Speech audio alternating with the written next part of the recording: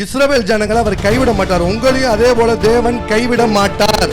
நீங்கள் எவ்வளவு தவறுகள் செய்திருந்தாலும், நீங்கள் மீண்டும் மீண்டும் புத்தியீனமாய் நடந்திருந்தாலும், நீங்கள் மீண்டும் மீண்டும் தவறுக்கு மேல் தவறு, தப்புக்கு மேல் தப்பு மீண்டும் மீண்டும் நீங்கள் செய்திருந்தாலும், என் தேவன் உங்களை கைவிட மாட்டார். நீங்கள் எப்படி சூழல் வேணாலும் இருக்கலாம், நீங்க எல்லாமே இழந்து போச்சு, நீ தேவன் எப்படி என் ஜெபத்தை கேட்பாரு, இந்த தேவன் எப்படி நம்மளை நடத்துவாரு, என் வாழ்க்கையே போச்சு, முதல் தடவை யுத்தம் பண்றதை பார்க்கிறோம். அப்பையும் தேவனிடத்தில் விசாரிக்கல. ஏன்னா மீண்டும் மீண்டும் தவறு செய்து தேவ சமூகத்துல போய் ஜெபிக்கிறதுக்கே பயமான ஒரு சூழ்நிலையில இருக்காங்க. நீங்கள் அப்படிப்பட்ட சூழ்நிலையில் இருந்தாலும் கர்த்தர் உங்களுக்காக யுத்தம் பண்ணுவார்.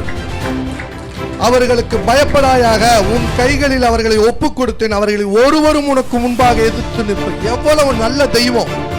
இந்த இடத்துல தெய்வம் கைவிட்டு போயிருந்துச்சுன்னா இஸ்ரவேல் ஜனங்களுடைய நிலைமை என்ன?